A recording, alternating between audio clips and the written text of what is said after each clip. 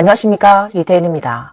총투자금이 3억 7,500만 위안이고 직원이 100명이 넘는 우리 회사에 120 구급차, 경찰차, 심지어 정부 관용 차량까지 동원해서 강제로 공장 문을 열고 들어와 제 직원들을 강제로 쫓아냈습니다. 저희가 이 사건과 관련해 감숙성 정부에 민원을 제출했는데 먼저 정서시 신방국으로 갔다가 다시 민현 신방국, 그 다음에는 민현 주택건축국으로 이관되었어요. 그런데 제 회사를 강제로 몰아낸 직속 주관 부서가 바로 그 민현 주건국입니다. 그들이 이 문제를 제대로 처리할까요? 자기들이 한 일을 자기들이 해결한다는 건데 말이 됩니까? 저희는 2010년 산동성 박흥현 정부의 투자 유치 정책을 통해 이곳에 입주하였으며 그 이후 지금까지의 누적 투자금은 약 4억 위안에 달합니다. 그런데 회사가 휴가 기간인 틈을 타 저희 열공급소에 강제로 봉인 스티커를 부착하는 일이 벌어졌습니다. 이는 사실상 열공급소를 강제로 빼앗아가는 행위이며 그 과정에서 공안, 특경, 주건국 관계자들이 현장에서 직접 개입하고 이를 지원했다는 것입니다. 이와 같은 행위는 상대방이 눈을 뜨고 있는 상태에서 코를 베어가는 것과 다름없는 지극히 노골적이고 탐욕스러운 행태라 하지 않을 수 없습니다.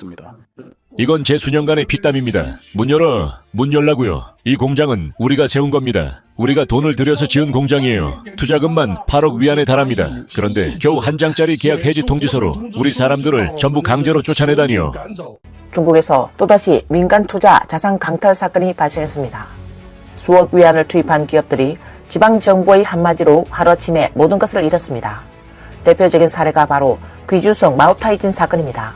한 민간 기업이 8억 위안을 들여 공장을 건설했지만 지방정부가 이를 강제로 빼앗았습니다.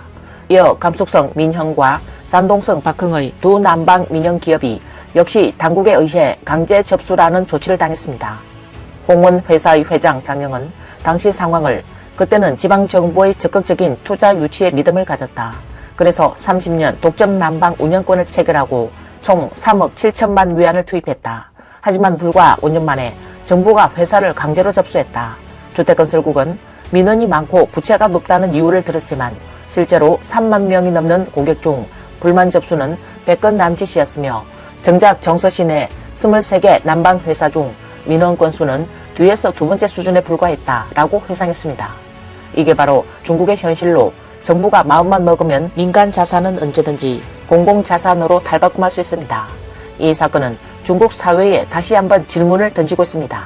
투자가 보장되지 않는 나라에서 누가 미래를 믿고 투자하겠는가 라고 말입니다. 회사가 지속적으로 적자를 보게 된 주된 원인은 총 3만여 명의 사용자 가운데 해마다 1만 가구 이상이 난방 요금을 체납하고 있으며 그 미수금을 회수하지 못하고 있기 때문입니다. 특히 이 중 약 1,000가구 이상은 이른바 인맥관계, 즉 일부 간부나 고위 관계자들과 연줄이 있는 사용자들로 파악됩니다. 이러한 대상에 대해서는 회장님이나 총경리에게 직접 연락이 와서 해당 인물들은 간부급이니 난방비를 청구하지 말고 인맥 차원에서 배려해달라는 사적인 압박이 들어오고 있는 실정입니다. 중국 경제가 계속 하락세를 보이면서 정부 재정은 깊은 위기에 빠졌고 지방정부는 이제 노골적으로 돈 걷기에 나섰습니다.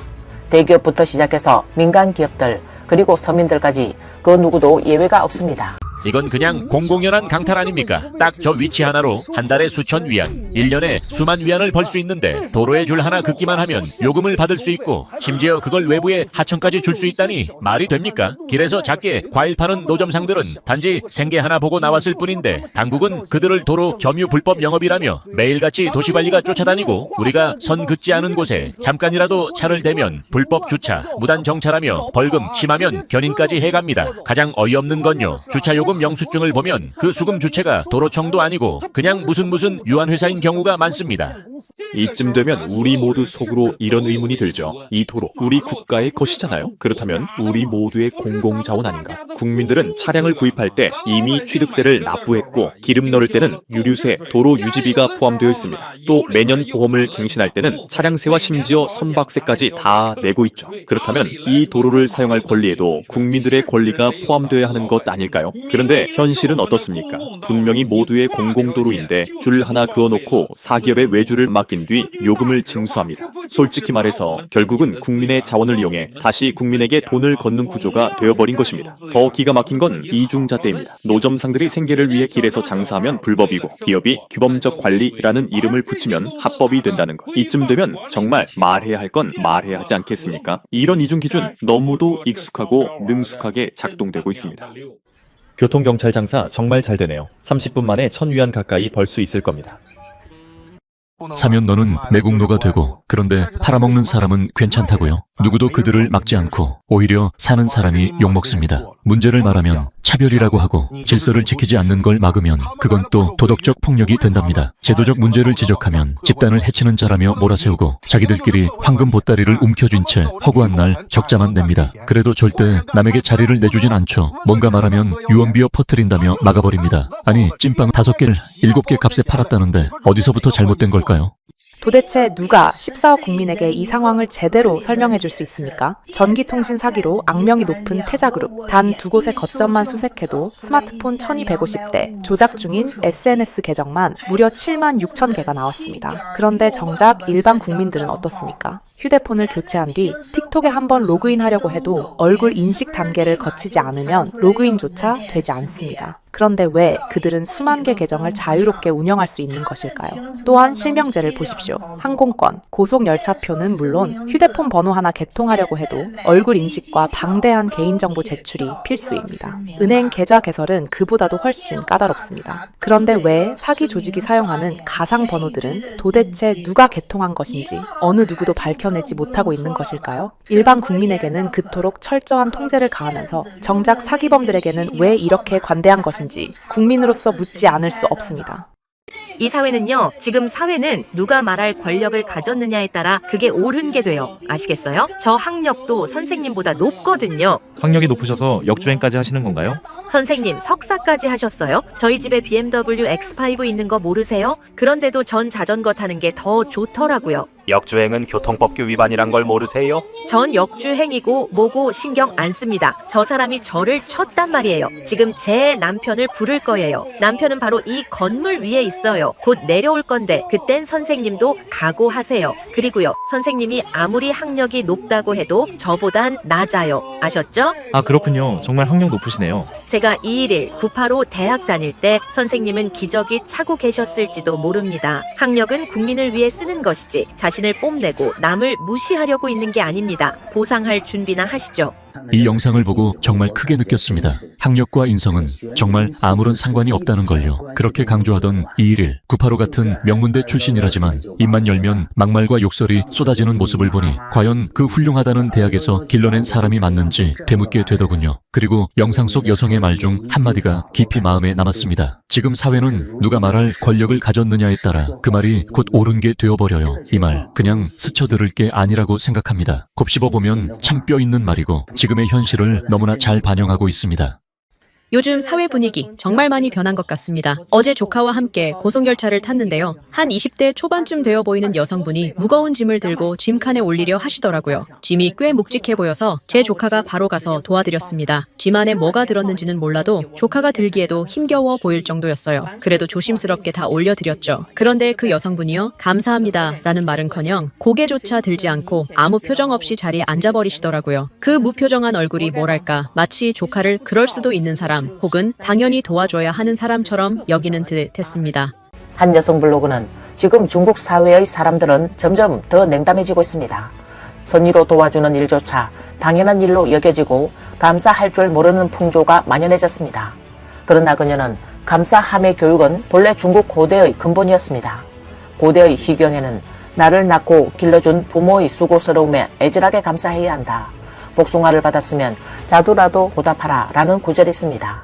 또 논어에서는 조상을 공경하고 죽은 이를 추모해야 백성의 덕이 두터워진다 라고 가르쳤습니다.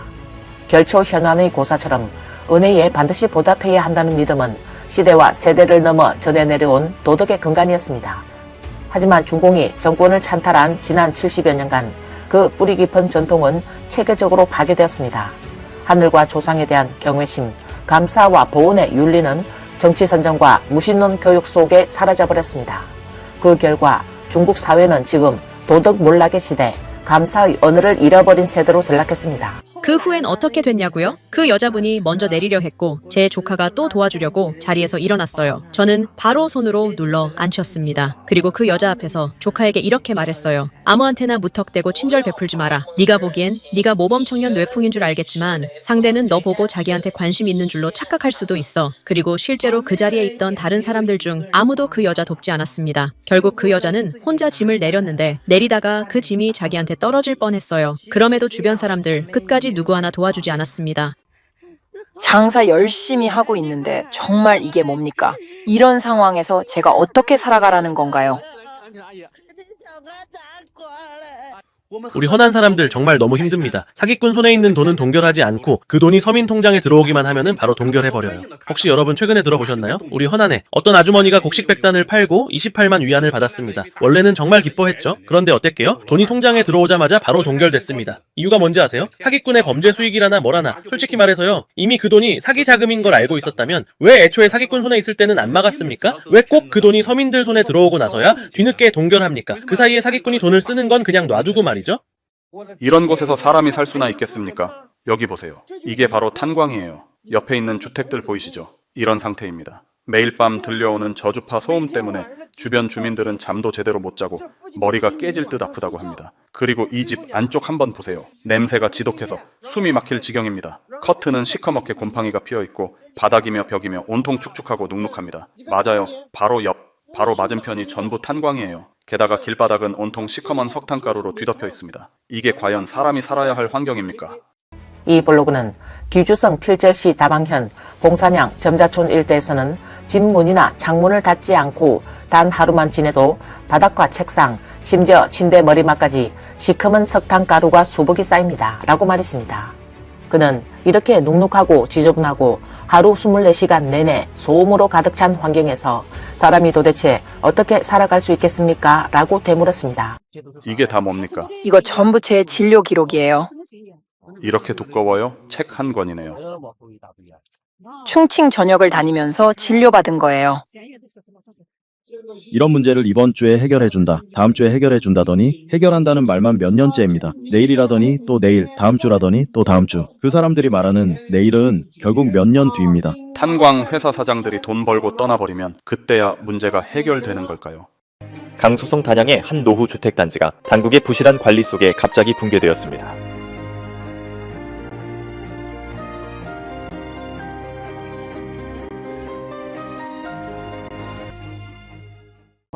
한밤중에 자고 있는데 집이 갑자기 무너졌습니다. 11월 1일 장수성 단양 태양단지 38번 건물에서 갑작스런 불균형 침하 현상이 발생해 벽면엔 거미줄처럼 금이 가고 건물 앞면이 1m 이상 어긋나 건물 주민들이 공포에 휩싸여 한밤중에 긴급 대피했습니다. 누군가는 저층 인테리어 공사 중 내력벽을 철거한 것이 원인이라고 하고, 또 다른 사람은 지하 배수 시스템의 집안을 파내서 일어난 문제라고도 하며, 또 어떤 사람은 요즘 집들은 아무런 보장도 없다며 70년 소유권이라지만 품질은 고작 30년짜리라고 한탄했습니다. 해당 건물은 1991년에 지어졌으며 애초에 집안 처리가 부실하거나 말뚝 기초 깊이가 부족했을 가능성이 있습니다. 거기에 시간이 흐르며 콘크리트는 탄산화되고 철근은 부식되어 구조물의 하중 지지력이 급격히 약화되었습니다. 여기에 지하 배관망 누수, 기초 집안 침식, 주변 공사로 인한 토양 교란 등이 겹쳐 집안 응력의 균형이 무너진 것으로 보입니다. 언젠가 전쟁이 일어나고 조국이 저를 필요로 하게 된다면 제 전 재산이라도 기꺼이 바칠 수 있습니다. 그러나 지금 이 순간 애국심을 내세워 저를 협박하지는 말아주십시오. 물건을 사는 것이 애국이고 조금이라도 의문을 제기하거나 따지면 매국노 취급을 받아야 합니까? 당신이 과연 무슨 자격으로 국가를 대표합니까? 한번 상해 테슬라 공장을 보십시오. 그곳에선 말단 노동자조차 연봉 17개월치, 가족 전체를 아우르는 의료보험 혜택을 받습니다. 하지만 늘 애국을 앞세우는 일부 기업들은 어떻습니까? 정규직도 아닌 외주 파견직으로 인력을 쓰고 근로 환경은 열악하며 사고가 나면 가장 먼저 책임을 회피합니다. 복지 좋은 기업을 보면 질투심에 고자질이나 하며 깎아내리기 바쁘죠. 도대체 누가 진짜 매국노입니까? 이 블로그는 분노 섞인 목소리로 도대체 왜 다른 기업들이 좋은 대우를 제공하면 일부 사람들은 오히려 왜 고발하는가? 도대체 누가 매국노인가? 라고 말했습니다. 그녀는 이어서 입으로만 애국을 외치는 기업들, 여러분은 정말 사회적 책임을 다하고 있습니까? 라고 날카롭게 되물었습니다. 중국의 유명 유통기업 반동래는 증권사 출신 근로자들을 기꺼이 받아들이며 사회 부담을 줄이고 그들에게 다시 일어설 기회를 제공했습니다. 또한 만달그룹의 창업자 왕건임은 기업이 위기를 맞았을 때도 도망치거나 거짓말하지 않았고 서민의 돈 한 푼 빚지지 않았습니다. 블로그는 이게 진정한 민족 기업입니다. 그러니 일부 기업들 제발 애국을 운운하지 마세요. 당신들은 그럴 자격조차 없습니다. 라고 말했습니다. 충격이 얼마나 컸던 걸까요? 버스는 살짝 흠집 난 정도인데 샤오미 S7은 완전히 폐차 수준입니다.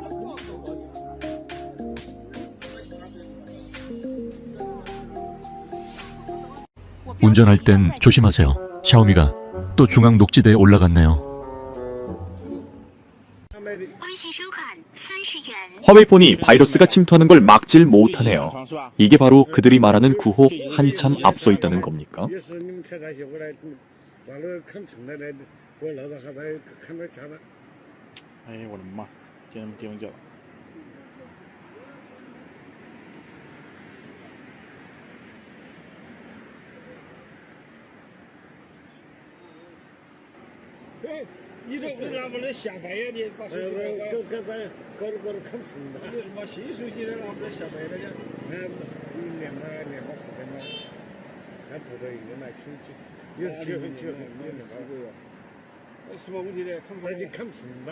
오늘 뉴스는 여기까지입니다. 시청해주셔서 감사합니다.